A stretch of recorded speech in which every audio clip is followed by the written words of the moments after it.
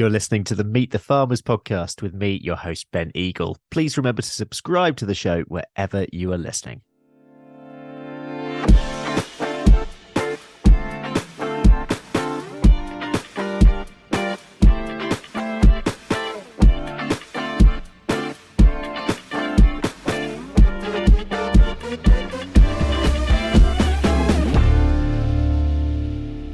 Hello, everyone, and welcome to episode 234 of the Meet the Farmers podcast with me, Ben Eagle.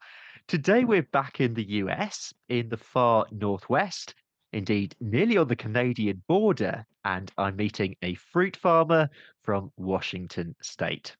Kait Thornton grows 180 hectares, that's 440 acres for anyone in old money, of apples and pears. She's a fourth generation farmer at home, but also started her own fruit selling company, Kate's Crates, at just 15.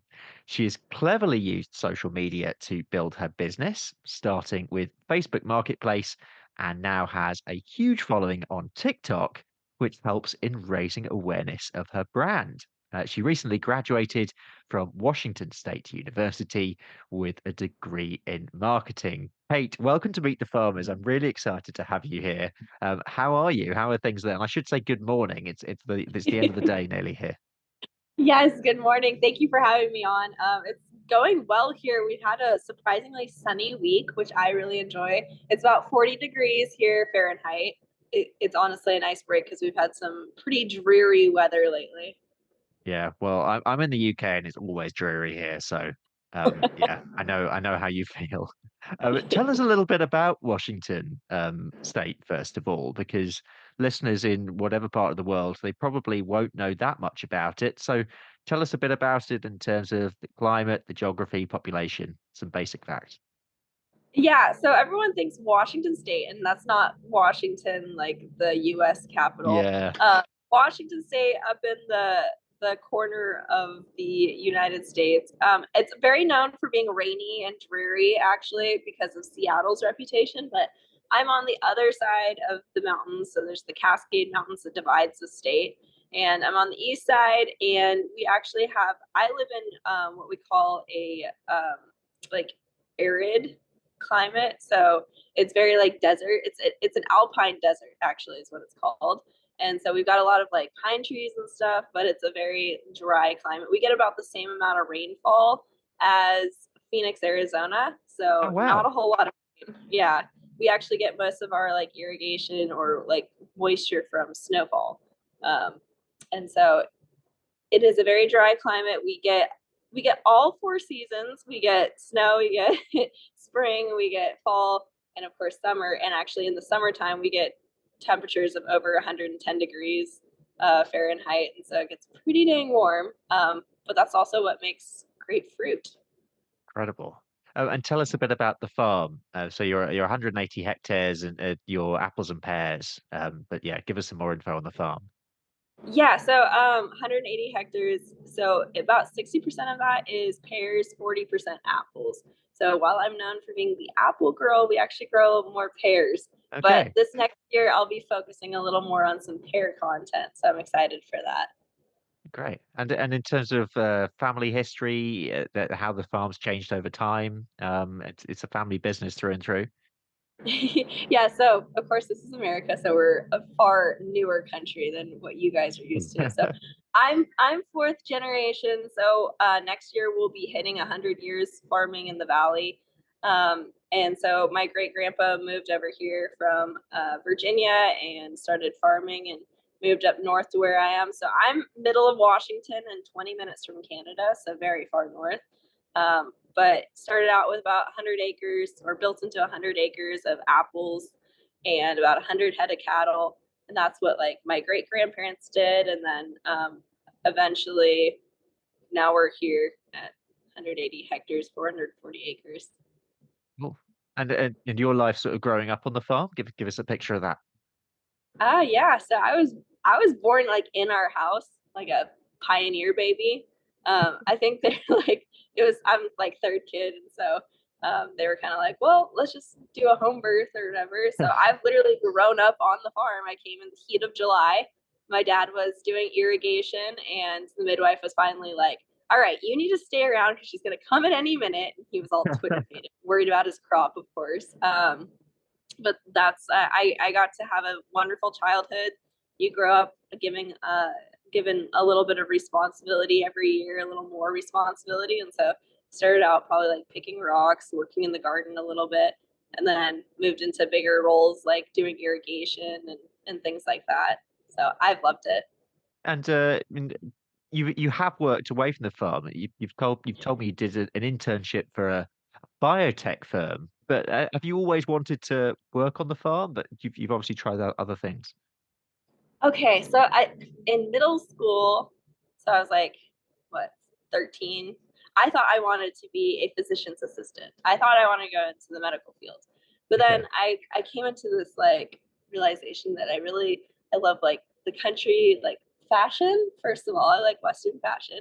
And I loved like I realized how cool it was to like live on a farm. And when I was about 15, 16 is when I started doing these marketing trips. I would go around the states and was introducing a new apple variety we were growing called Sugar Bee. And I got to meet a lot of the public. And so I saw all of the misconceptions that were out there. And then I realized, you know what? There's a bigger role for me out there. Hopefully bridging this gap between the producers and the consumers. And so I took to social media, but it was through like working through all of this that I realized, oh my gosh, I definitely have a passion for it. And in all honesty, coming from a farming background, you go through a lot of heartache, and I saw that growing up. I saw the highs, I saw the lows. My mother left when I was 15, and then during that time, we got into special assets, financial difficulty, and so by the time you go through all that, and if you still want to do it, like that's definitely the thing for you. And so, even going through all of that stuff, I realized I love farming. I love this industry, and that's what I want to do. Gosh, I'm so sorry to hear that you went through all that. That must have been, I mean, in many ways, some real life-shaping experiences, though. Yeah, but I mean, everyone has their own stories, right? We all have our It's own. true. I definitely want to talk about how your sort of your knowledge and experience in marketing came up. But before that, let's talk about apples. Because we haven't had, I think we've had probably half a dozen or so fruit farmers on the show. But it's always nice talking about fruit. So let's talk about apples. What varieties do you grow, and why? First of all, because I'm guessing that they might be slightly different to those that we have in the UK. Yeah, so we do have very ideal climate for growing apples because we've got cool evenings, we got some drafts, we got some sloping hills that apples really love. We've got sunny days that really make that beautiful red color on apples, and really like the cooler temperatures make a really firm apple that stores really well. So we honestly do well with pretty much any apple variety, but you got to strategize because year to year markets for different apple varieties can be different. Sometimes you have different regional issues, like it hails in one spot, and then the other areas are fine. So we've got some red delicious, some golden delicious, which are older varieties, but we like to diversify, and we'll eventually graft those over to a newer variety. But then we've got Honey Crisp, we've got Cosmic Crisp, which is the new apple out of Washington State University that is exclusive to Washington growers right now. We've got Sugar Bee Apple. We've got Granny Smith, which are the green apples everyone knows. And I'm trying to think of what else. Oh, we got Fuji's, and then we've got Pink Ladies. Yeah, and just yeah, I recognize a few of those, but there's some new names in there for me. What's your favorite variety? So I always ask people if they're a sweet apple person or a tart apple person, and I'm a sweet apple person. So I like Sugar Bee apples. They're half Honey Crisp, natural cross pollination, sweeter, crispy dessert apple is what we call it. Nice. There are some great names there though. Do you have a favorite apple variety name? Ooh, I really do like the Cosmic Crisp name, Yeah. just because it kind of washes over your mouth really well, and then it definitely speaks to the characteristics of the apple. The apple's like very dark, and it's got very pronounced lenticels, which are the little white spots all over the apple, so it looks like a galaxy. So Huh. Cosmic Crisp, pretty That cool. was that was spoken like a true marketeer there. Um, for sure.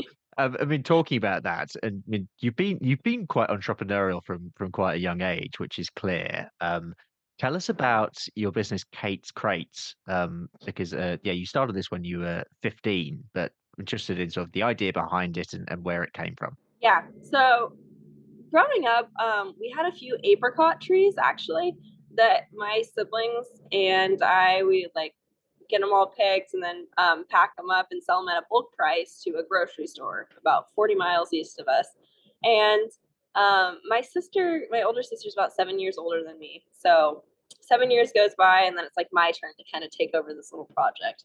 And my dad's like, "All right, you can do something with these apricots if you want to, or they're Okay. just gonna fall and they won't turn it into anything." So I was like, "Okay, how do I do this?" Because I didn't really want to. Of course, I was a little bit greedy, and I was like, "I want to get like probably a little bit higher value for these boxes of fruit instead of taking them to a grocery store." So I was like, "I'm going to see if I can sell them around my community." And so I started using Facebook Marketplace, and it was like I say I was 15, but it was a few days before I turned 16. But the first couple of sales I made, I couldn't drive yet because you have to be 16, right? And so we had to have one of our employees drive me into my first meetup spots and met my first customers. And, you have to figure out pricing, you have to figure out what goes in a box, what doesn't go in a box. And so I learned so much through, and just every interaction where you're handing a box of fruit to a customer is an experience and you're just growing constantly, which is ideal at 16, 17, 18 years old. So my first year, and with those apricots, my dad was like, "If you sell 20 boxes, I'll be impressed." And I sold 44 boxes of apricots. Okay. And then he let me sell some apples, let me sell some pears. And I think that first year I sold over 400 boxes of Wow. fruit. And then my senior year, I think I sold 1,200. Wow. In order to get this off the ground as well, which I mean, I think this is genius, and there might be actually listeners. If there's anyone else out there who's using Facebook Marketplace, then please get in touch because I think this is a really good way of starting, certainly, but clearly growing as well. You use Facebook Marketplace to get this business off the ground. What would just tell me your thinking behind that? Man, well, honestly, so I guess I didn't explain that my town is a very small town. So we don't even have a stoplight. Like Okay. population 1,200. I knew everyone's first, middle, and last name in my graduating class, right? Uh, and so it's like when you're living in an area, and I tell people this is my favorite thing to do. Like when I was in college, it's like, yeah, the nearest McDonald's is like 40 minutes away, and people are just mind blown. And the nearest Walmart is 40 minutes away, and so people are like mind blown by that. But when you don't have like the resources nearby, um, you kind of have to get resourceful. And so a lot of people do sell stuff on Facebook Marketplace, and it's just, and because you know a lot of your community, and you have people that might be mutual friends with them on Facebook that you can see that like they're like a good enough person, they're trustworthy. And I mean, of course, it's probably not the most like smart thing to do at 16, 17, to be meeting strangers off the internet. But I'd always like have a public meetup place. I drive a very like I drive a 1995 Ford Power Stroke. It's a big old blue pickup. Um, Everyone knows it's my pickup, and so I felt pretty safe in those interactions. And just give me an idea of how it's grown over time. Well, I know that I have a lot of people, and I still use Facebook Marketplace for a lot of my advertising because I've been in school and it's been very intermittent. So I couldn't have like a steady schedule of a place where like people could come get their fruit. So I started out and I would do like 15-minute intervals. Like I'd have a customer coming at 3:30 and then another customer come at 3:45. And then I was like, wait, these interactions are only taking like 2 minutes, right? Um, Unless it's like I know the person, we'd have a longer conversation. But it's like, okay, I need to be a little more efficient with the fuel that I'm spending, the time that I'm spending. And so now I put an ad out, and I'm going to put an ad out today. And I say, I'm going to go through this town. So now I'm going like 60 miles away, 2 hours away, whatever. Um, and I'll say, okay, I'm going to be at this parking lot from this time to this time. It's usually an hour. And then people like leave their order in the comment section. I can see who it is. I can confirm with them right there. And then it's pretty cool because I'll show up and they're all waiting for me because I time it pretty good. They're on like right on the minute. So I have like this whole parking lot full of people that line up, and I literally have a line of people waiting for their fruit. And I'm selling 25-pound boxes of fruit. Wow. So you're moving quite a bit of volume at one time. But I fill up my pickup. I can fit 76 boxes of fruit in my pickup, and I usually sell out. This episode is being supported by our primary sponsor, Howden Rural, which is the new name for A Plan Rural. The Howden team shares my passion for giving a voice to farmers, and we are both driven to raise the profile of farming voices to a wider audience. Howden Rural do a lot of work on social media themselves, sharing farming accounts and farming stories. They have a rural community blog which shares farmers' experiences, and they also support a growing number of initiatives that champion UK farmers, including this podcast. So a big thank you to Howden Rural for supporting Meet the Farmers. I mean, this is clearly very inspirational for any sort of younger people listening who want to sort of get their business off the ground, get a business off the ground. They might not have much capital, but you want to start something. What advice would you give to someone out there who's interested in starting something, but like I say, they don't have much money behind them, they don't have much capital behind them? So my dad is my biggest like mentor to me. And he told me that his mom told him the most important thing you have is your personality, and that will get you farther than anything else in life. So if you're a farmer, you're already like incredibly passionate about what you're doing. Or if you're just any sort of business owner, there's clearly a reason why you started that business and you're passionate about it. Let that passion show through, because that experience, that like vigor that you're showing in your interactions with your customers is going to show so much more value than them just going to Amazon and ordering a package and it showing up at their doorstep. It makes it more worth their effort to come and meet you or come to your business location if you're meeting them with the same enthusiasm and the same passion that you put into your business. Put that into your customers too. Is great advice. Let's talk about social media, because this has clearly been a big element of your growth capacity, I suppose. Tell me a little bit about your social media story, how you built your following, but critically also, yeah, what role I suppose this has played in marketing your business as well. Yeah.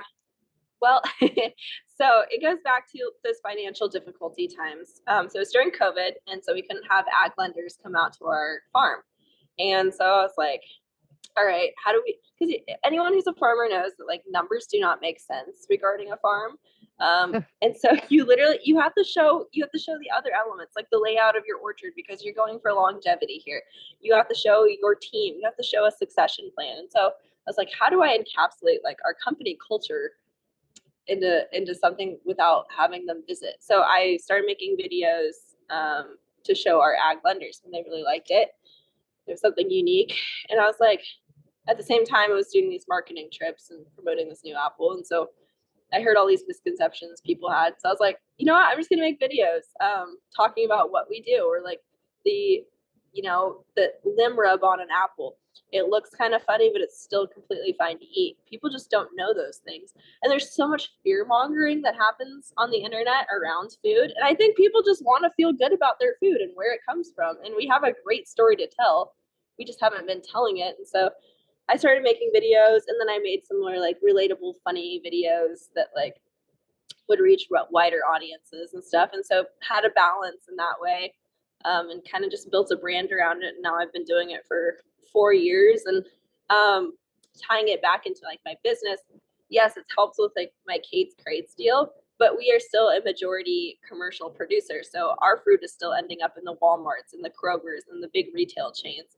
And so my ultimate goal is just people eat more apples, even if it's not our apples. I just want you picking up apples, and I want you to look at apples in a store and think of a farmer, think of me if that's the case. Um, and so that was kind of my goal there. And then I have built a social media management and consulting business out of it as well, because I've had so much experience working as an influencer, working with like the creative side. doing my internships and seeing strategy behind all of it in the marketing world. And so I've learned a lot through it. Mm.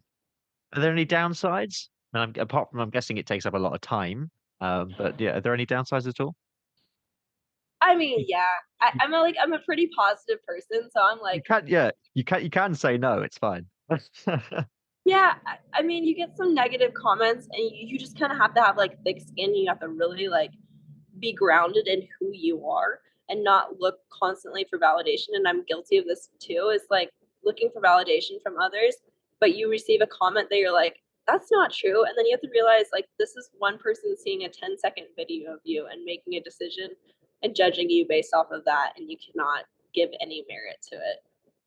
Yeah. Yeah. I mean, you hear that quite a bit from, yeah, certainly people who have larger followings, and yeah, there will always be people out there who will just want to have a poke, won't they? But um, Well, especially as like a young woman in agriculture too. They see it, especially because like I take care of myself. Like I'm a blonde like girl with a nice smile, and so they immediately discredit any sort of work ethic I might have. And then I'm just dancing around making TikToks with my dad's tractors, kind of thing. So kind of annoying, but we all know that that's not true. Any of my real followers know that's not true. yeah. How do you think farming is doing as a sector in terms of sort of breaking through those kinds of stereotypes and being more inclusive? Okay, farming in general, like agriculture in general, definitely we've seen like some serious strides, and I'd say like the last 2 years especially because we've seen a lot more people see, okay, agriculture is something people are really interested on social media, especially with the trend of like homesteading and living off grid and like deriving your products from more local sources and stuff. People want to know about what they're putting into their bodies and more conscious of that than I think they have been in a long, long time, if ever. And so I think people are really encouraged by the interest that they're seeing on other ag related videos. And they think it's like cool to see like farmers' daughters, young people, old people. And that's what agriculture is you're taking all of these different people and you're working together to solve different problems, to grow food for the world. And it's a really cool thing. And now we're getting to really tell that whole story. And it's cool to see the development of that even the last couple of years. Hmm. Sort of linked to that, we're going to move on to the part of the show where we talk about general challenges in the industry. What for you? These could be sort of national, international, or local. What are some of the biggest challenges in ag for you?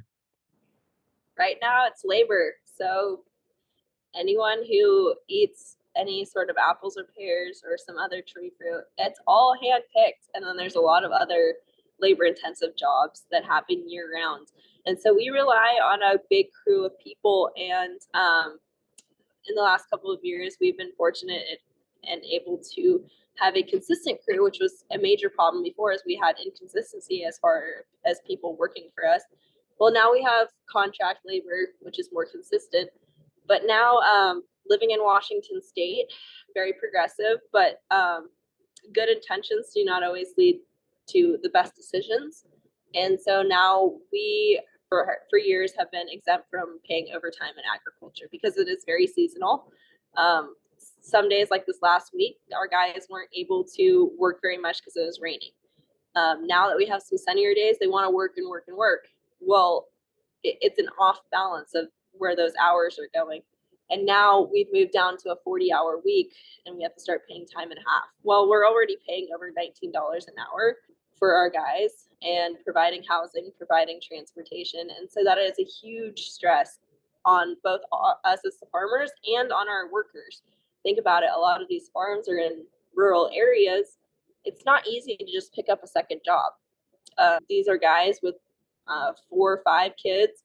They've got families to support and they love agriculture jobs because you can work those extra hours when you need them, pick up those hours, be helpful to the farming operation, and get a little bit ahead. And now we're seeing less of that. Do you think farmers are getting a fair deal at the moment? Nope, Hmm. not at all. We are looked at as And I've already disclosed like some of the challenges I've been through, and there's several other families that are farmers that have been through similar things. But we are still looked at as we own land, so we are at an advantage, and we are basically abusing our workers. If anyone spends even 2 hours on a farm, they'll see that that is not the case. Let's bring this back to you in terms of your future plans. That could be for your own business. That could be the family business. Where would you like to be in 10 years' time? It could be nothing to do with business as well. It could be other things. 10 years, hopefully married with a little posse of kids running around, raising up the next generation. But right now, I'm sitting in the warehouse that my great grandfather built. We just got it back into the family after losing it through family dispute and whatnot. And so a lot of history just even in this building, and it's right off of the main highway going up into Canada. And of course, I have my degree in marketing. I love marketing and I love telling the story of agriculture. So I want to move our farm into the direction of diversifying a little bit and getting into ag tourism. So I'd love to have maybe a tap room here in the warehouse, or a place where people could get a sandwich, but also have a U pick orchard, have some of our old family pictures up on the wall that tell our story a little bit better. And I guess have it be a roadside fruit stand as well. So Yeah. that's kind of like the goal for the farming side. And then I'd like to continue to like encourage other people in farming to get into the influencer space. It can be a great, second income, as well as telling consumers about what we do. Just a little more about our primary sponsor, Howden Rural, which is the new name for A Plan Rural. Same people, different name. Howden Rural provide bespoke insurance cover for farms and estates. This could be for anything from tractors and machinery to a new exciting diversification venture. So for more information, visit howdeninsurance.co.uk/rural. I mean, obviously, this all takes up a lot of time, but what do you like doing when you're not farming? I love fishing. Fishing's my favorite thing, probably in the And whole world. I bet it's a great part of the world to be fishing as well. It is. We call this area the land of many lakes. So there's like a lake probably 30 minutes in any direction you look. There's going to be a lake waiting for you. So during the summertime, if I get like a couple of hours, I'm at a lake and I'm throwing a line in. Also a lot lately, because I've got this boyfriend now, and he's a cowboy, and so I'm going to one of his rodeos this weekend. So he's also a rancher. So I'm learning about the ranching side too. Time for the quick questions. These are a bit of fun. First is, if you could travel anywhere in the world, where would you go and why? So I was in Switzerland, Italy, Germany, Monaco, Nice. France this last year, around this time last year. And I really wanted to go to Ireland and I really wanted to go to Norway, but I never made it happen. It's because I have Irish and Norwegian descent. Ah, Um, so I'd love to like kind of just see what like my homeland is like. yeah, And come back to Europe. Come back to Europe. I know I planned on it, and that's the cool thing about like being in the fruit industry is because fruit's grown a lot of different areas.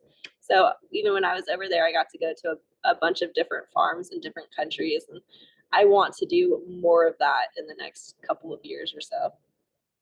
Next is, apart from apples and pears, what is your favorite food? Fruit or just food in general? Just food in general, anything.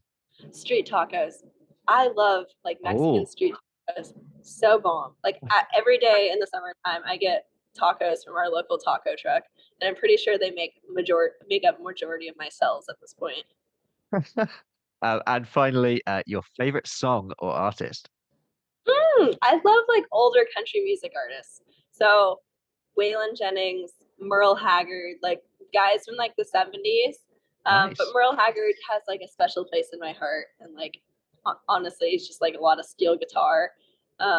Great songs, Mama Tried, or The Way I Am, Misery and Gin, all that stuff. Sounds cool. And the final questions. The final questions. Kate, If you had a message for the public, any message, what would it be? Buy more fresh produce, honestly. It's better for Good, you and it's better for the economy and it's better for the world, honestly, than any processed foods. good message. And your message to farmers. Romanticize your life a little bit more. Oh, Farmers are guilty of falling into this mentality of I do this every year, I do this every day or whatever, and it's not that big of a deal. Farmers are a big deal, and you guys need to know it and talk about what you do to people because I swear if you talk to anyone that's like on a subway or just like at a grocery store, they will be mind blown about your lifestyle. romanticize your life more. I like that. We definitely haven't had that message yet. That's great. And finally, your recommendation for a blog, podcast, or social media account to follow, which can be farming or non-farming, and give your own socials a plug as well. Oh, I love Discover Ag, that podcast.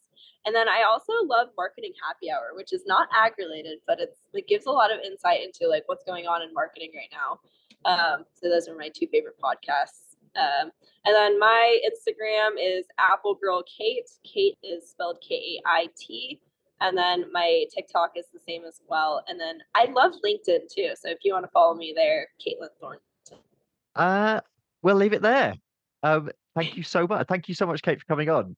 It's been Yes. such a pleasure. Such a pleasure having you on and hearing more about the farm and everything you've got going on. Thank you. That is it for today. Big thanks to my guest, Kate Thornton, for coming on the show. Thank you very much for listening, and to our primary podcast sponsor, Howden Rural Insurance, who support the show. Any links we mentioned today, they're in the show notes. Next time, we'll be back in the UK. I'll be speaking to Somerset farmer and former politician, including former chair of the Environment Select Committee in Parliament, Neil Parish. Don't forget to check out our sister show, Rural Business Focus. You can find that wherever you're listening to this show. I'll be back with you next week. But for now, I'm Ben Eagle. This has been Meet the Farmers, and thank you very much for listening.